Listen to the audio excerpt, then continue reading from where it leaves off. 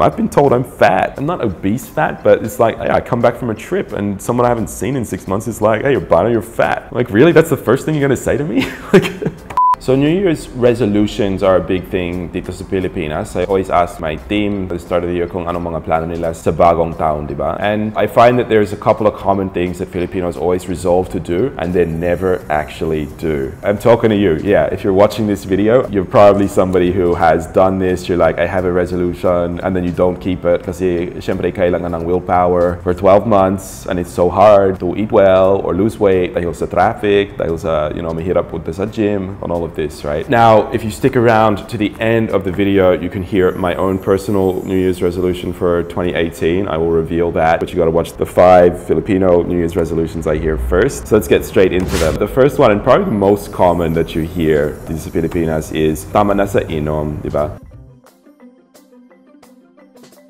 Like, I'm done drinking, I'm going to stop drinking. And I'm like, okay, firstly, that's a terrible resolution because you're not going to stop drinking. Like, let's face it. And I'm not saying be an alcoholic, but I'm saying, yeah, drink in moderation. I'm not a big fan of going cold turkey on anything. I just think when you're like, all right, I'm gonna go from doing this all the time to 0, it's not gonna work for you. You'll push it really hard for 2 weeks, and then you're just gonna be like, actually, I like to drink occasionally in my life. And I think too many New Year's resolutions are about things that basically will make you miserable. Like, that it's bad for you on the extent that you're doing it is probably too much, but I think the answer people come up with is, so I'll just never do it again. And I'm not sure that that's the right answer either, because if you're not going to stick to it, what's the point? So I hear this one a lot. You get to the end of 2017, you've just had typically a month of 13th month bonus, company Christmas party, family Christmas party, Noche Buena, New Year's Eve, 50 different public holidays if you were in the Philippines in November and December. Like, how many bloody holidays were there in the last 2 months, right? And probably you drank more as a result. So you get to the end of the year, you're feeling pretty dusty and going, I never want to drink again. But you'll have that break,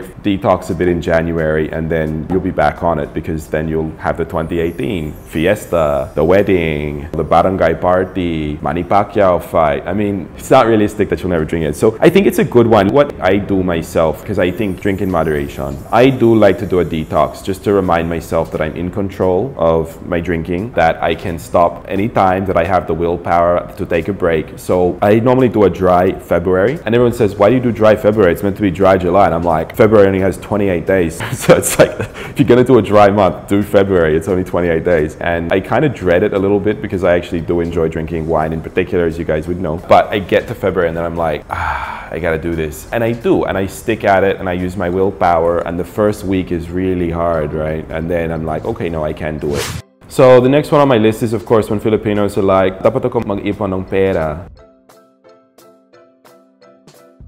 And of course, a Filipino, the retail binge at Christmas, it's going full steam ahead right now. And I think you get to the end of that Christmas period, you bought a lot of crap and you're like, wow, why did I buy so much? Why did I spend so much money? I was meant to save my bonus this year. I was going to put it towards my trip to China in 2018. And then you realize you have no money, and actually, not only did you spend all your money, but you have a big credit card due in January. Is that you?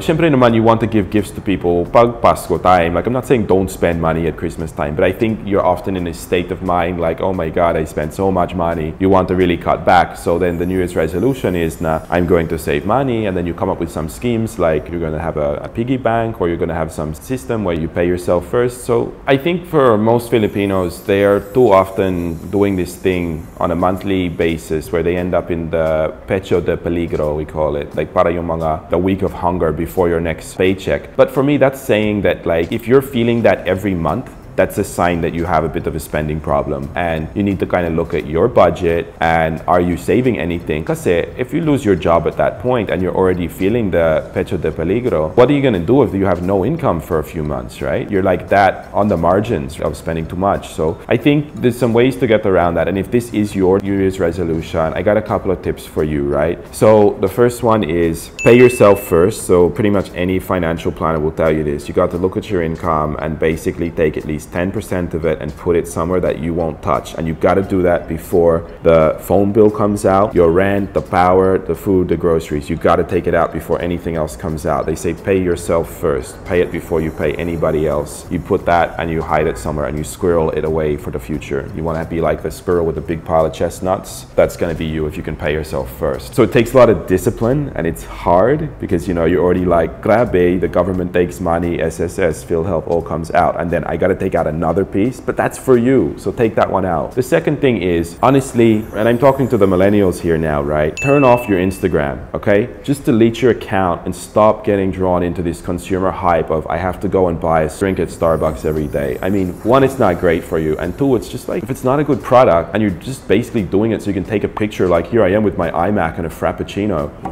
you know, grow up, right? You got better things to do with your life than take photos to stick on Instagram about how kick-ass your lifestyle is. There's nothing wrong with making your own coffee at home. You'll actually get a better cup. And I think when you're a worker in Metro Manila especially, this is a place where your money just goes and you don't see it. It's like every day buying 100, 150 for Starbucks. You multiply that by a month, you're actually talking about like 10% of your income. And that is the 10% that you could be paying yourself first with. So there's some tips for you. Pay yourself, delete your Instagram, do a few more things, sariling gawa. Like, there's no shame in bringing baon to work. You will eat better. I've spent time working in BGC, and my God, the food is bad in BGC. The lunch options, you know, you go out and it's like, oh, am I gonna have this like crappy panini? That's not a lunch compared to what you could make at home. My God. So when I was younger, I always was like a baon guy. I would baon my coffee. I still baon my coffee in Manila. In fact, I literally walk around town with a thermos of homemade coffee, and I save heaps of money doing it. But I would always make my own lunch. So I make a big cook up on Sunday nights, and then I can baon my food. So that's 3 tips for you. Pay yourself first, delete your Instagram, and stop chasing the consumer lifestyle. That's a mouthful. And baon. Go to baon town. Baon everything. Just gonna save heaps of money. All right, let's go to the next one. So at New Year, Filipinos have always just come off a week where they've eaten their entire body weight worth of pork. And then Filipinos be like, kakain na ako ng gulay, magda-diet na ako, less meat na ako in 2018. You hear this all the time, and then you're like, okay, well, let's see how long this lasts. So, you know, you go away, you check some blogs, some healthy eating, you get some Fitspo from your Insta feed. A week or two later, you're just back to the same old fried chicken for lunch. And Filipinos end up sort of breaking that diet pretty quickly. So look, this one is hard. And I think if you're looking at kind of a crash diet or a program or 2 weeks of drinking fruit shakes or no something diet, that's not the fix. That's all what I call like parang band-aid solutions. You need to actually look at your whole life, how you spend your time, when you have your meals, where you get your food, when do you cook, and you need to make some fundamental changes if you're really serious about doing this one. And for me, parang yung chef dito sa Pilipinas, yeah, I know that I'm privileged that because I have a show, I have more opportunity to make stuff from scratch and really think about my ingredients and even do research, going to Tagaytay, finding where I can get stuff. I know that is hard for ordinary people, but I think the first things that you need to do if you're serious about eating healthy is you got to learn how to cook. It's that simple, because if you eat out, I guarantee you, whether it's a fine dining 5-star restaurant or it's a carinderia or it's a Jollibee, you are going to eat too much food, too many calories, too much fat, because every restaurant serves more than you need. The fundamental thing you gotta fix is getting to the stage where going out and eating out is more like a once or twice a week. I'm not saying never go out for dinner. Like, you don't want to cook every night of the week. I get it. I don't want to cook every night of the week, and I'm a chef. But if you can get it down to once or twice a week you go out, the rest of the time you're actually making meals. And when you cook at home, you're in control of gaano karaming fats sa food mo, how much cooking oil did you put in the pan, did you add a whole lot of butter into that pasta sauce, or just enough to get the flavor but not go overboard? And then the portion control, you can go, this is a bowl, this is the amount of food I should eat, fill that bowl and eat it and stop eating, right? When you go to the restaurant, the bread comes out, so syempre naman, you eat the bread muna. Then the main course come out, and they come and pitch you dessert, and you're like, oh yeah, I guess I got room for dessert, right? Who doesn't have room for dessert? So you end up basically eating double what you probably should when you go outside for meals. So I think that's the first thing. They say that if you want to get abs, abs are made in the kitchen, resolution, not in the gym. Like, you can work out all you want, and I actually do work out quite a bit, and then I just eat too much.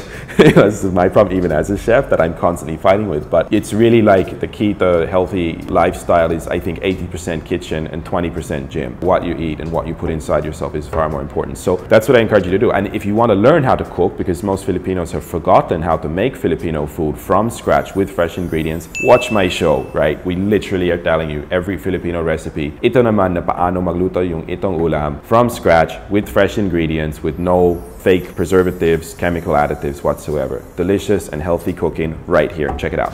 So of course, the next one that I regularly hear with Filipinos, and this is probably like the shortest lived New Year's resolution of all time, is Filipinos be like, I'm gonna exercise more. And I just sort of roll my eyes when I hear that, because this is like the least fit population I've ever seen. Especially, I think, as an Australian, we tend to have, I think, more active lifestyles, and exercise is a bit more of our day-to-day life. I get annoyed at how slow Filipinos walk in the streets here. It's like they don't exercise. They're so unfit. And even as a foreigner here, you talk about, oh, I'm gonna walk from Salcedo to Legazpi village, 1.5 kilometers. A Filipino will not walk 1.5 kilometers in Manila. That's too far. I don't have an issue with a 20-minute, 30-minute walk around Makati. It's frankly quicker than getting there in a car. You put a podcast on and you walk, right? It's great. So I think this one, I always have a bit of skepticism when a Filipino tells me ito yung New Year's resolution nila, that they're going to exercise more. So what they'll do is, then they go out, they get a gym membership that they don't subsequently use, or they enroll in the Zumba classes or yoga classes. Then they enroll in some sort of parang yung uso na exercise. You know, every year it's like there's some new uso exercise dito sa Pilipinas. Everybody enrolls and then they stop going after 2 or 3 weeks. I think last year was the year of the boot camps, going down to the park and getting yelled at by somebody face. And then before that, it was more like yoga. So every year there's a different fad to exercise. Again, don't get sucked into that. Exercise is really a lifestyle change. And you've either got to find a way that 5 days a week, you are going to go to a place of exercise, whether it's a gym, whether it's a sporting field, whether it's doing it in the park. You've got to find a way that that's going to fit into your schedule. And I think it's super hard to go to a gym where it's hard to get there. It has to be close by, it has to be easy, it has to be convenient. So, tips from me is, I have a lifestyle now where I work in a computer and a desk sometimes, and then I do cooking sometimes. But I actually usually start the day wearing my gym clothes, which I think my staff all find weird. But I'm like, well, I'm not seeing clients. I don't need to be in a suit or something. And then I have a target that usually between like 10 and 1 p.m. is when I would go to the gym. So I try to do it in the morning, not too early, because I hate the first thing in the morning gym. Just really want to drink coffee. But about 10 to 1, it's like, and it's a good way to wake up and feel fresh for the day. But syempre naman, if you have an office job, mahirap yun. So you need to find, is it before work, is it after work, or is it going to be at lunchtime? That's really your only choices. So ganun lang, you've got to find a lifestyle change. And I think it's not just formal exercise. You've got to look for incidental opportunities for exercise. This is what I mean about, I walk mostly around Makati City, because I'm like, I don't want to contribute to the traffic. I don't want to be sitting in my car for hours. If I commit to walking somewhere, I know it's going to be 15 minutes and I'll be there. I get in a car, could be 15 minutes, could be 2 hours, right? So you find ways to walk. I take the stairs in buildings. I've never seen Filipinos take the stairs. It's like walk up 2 flights of stairs in a day. It's a good way to do it. So medyo mental shift din yung exercise. Hindi na bili lang yung membership sa Zumba tapos 2 linggo ka lang dun and you're out na, diba? And the last one that I hear more than any is just simply magpapapayat. Like, I want to magpapapayat, I'm fat. Basically, you get told by all your titas, like, tumaba ka, which I love how Filipinos say that. Like, you just walk up to somebody who's like an acquaintance and you're like, you're fat. Just translate that sentence into English for a moment. Because in Filipino, it sounds really like innocuous. You're like, oh, tumaba ka. And it can almost be like a compliment, right? Or you say, lumusog ka. And what you mean is, you're fat. And that's literally what that means in English. You can't say that to someone in English, right? You're fat shaming. It's normal, I think, to feel fat, to get told by your titas that you're fat. As you age, you tend to get fat. So everyone comes into New Year's and they're like, okay, magpapayat na ako. And they're serious about it. And actually getting payat is almost a combination of the exercise and the dieting and drinking less alcohol. If you do those 3 things, you're probably going to lose weight. But I think why I don't like this resolution is that it's too general, because I think it really is a combination of many things that you have to change. So when you say magpapayat, it's almost an unachievable goal because there's too many sub things you have to do to make it work. Let's say you go, okay, okay, I'm going to stop eating meat as part of eating healthier. But if you continue to eat, maybe you increase the amount of cheese you eat, you keep drinking the same amount of alcohol and don't exercise, you're unlikely to really have a result. So you have to change a number of things in tandem, I think, in order to get this Magpapapayat goal. I would rather set New Year's resolutions that are more specific to a particular goal that is a bit more within my control, rather than one that has a few things that I would have to work on in tandem to achieve it. So, you know, it's like this idea that if you see Filipinos and they'll go for a run and then the run finishes at Burger King or Jollibee or something, right? And you're like, okay, so you went for a run, but the fact that you then got a Jollibee, that just cancels out the run you just did. So your goal's Magpapapayat, so you're trying to exercise, but if you eat crap as a result and then you go, well, you know, I just went for a run, so pwede naman akong kumain ng Jollibee and it balances out. Yeah, but then you're not going to get payat because you're just canceling out. You got to do both. You got to go for a run and not eat Jollibee, like eat a carrot. So do the run and then eat a carrot or eat something with carrot and other vegetables in it. But hashtag eat a carrot PH, like we all need to eat more carrots. So that's really my last one, and I think it's not the best resolution. It's not specific enough. You got to really break it down into what you are going to do differently, and it's not one thing. You got to look at your whole life and how it will fit. And if you don't do that thinking, your resolutions aren't going to work.